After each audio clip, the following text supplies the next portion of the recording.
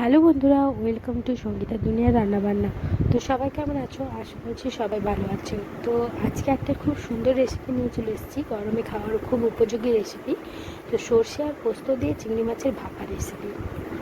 তো দেখতেই পাচ্ছ, চিংড়ি মাছগুলোকে ভালো করে পরিষ্কার করে ধুয়ে নুন হলুদ মাখিয়ে নিয়েছি। এরপর একটা টিফিন কৌটার মধ্যে দিয়ে দিয়েছি। এরপর একটু সর্ষে পোস্ত বাটা আমি এর মধ্যে দিয়ে দিলাম। তো পোস্তটা দিয়েছি আমি 2 চামচ মতো, আর সর্ষে দিয়েছি 3 চামচ মতো। এরপর আমি এর মধ্যে একটু পেঁয়াজ কুচি দিয়ে দিলাম। পেঁয়াজটা একটু মোটা মোটা করে কাটবে। এমনিতে ভাপাতে পেঁয়াজ আমরা দিই না, বাট দিয়েছি। তো আমার কাছে কাঁচা লঙ্কা ছিল না, শুকনো লঙ্কা দিয়েছি, টমেটো কুচি দিয়েছি,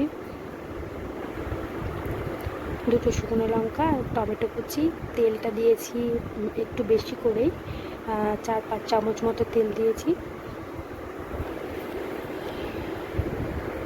এরপর খুব অল্প পরিমাণে একটু হলুদের গুঁড়ো,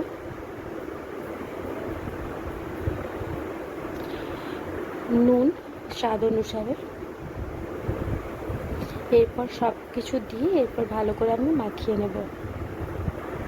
আর ঝালটা নিজেদের মতো, যেহেতু আমি শুকনো লঙ্কা 2টো দিয়েছি, ওই জন্য আমি গুঁড়ো লঙ্কা ইউজ করলাম না। তোমরা যারা ঝাল বেশি পছন্দ করো অবশ্যই 1/2 চামচ মতো শুকনো লঙ্কা দিয়ে দিও।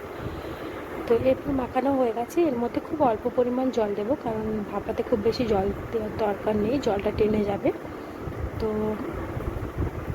এরপর আমি ঢাকা দিয়ে কিছুক্ষণ হালকা আঁচে বসিয়ে রেখে দেবো টিফিন কৌটাটা। ওই 5-7 মিনিট মতো আমি হালকা আঁচে রেখেছিলাম। তারপর খুলে দেখলাম একটু জল জল ছিল। তারপর আরও 5-7 মিনিট মতো রেখেছিলাম।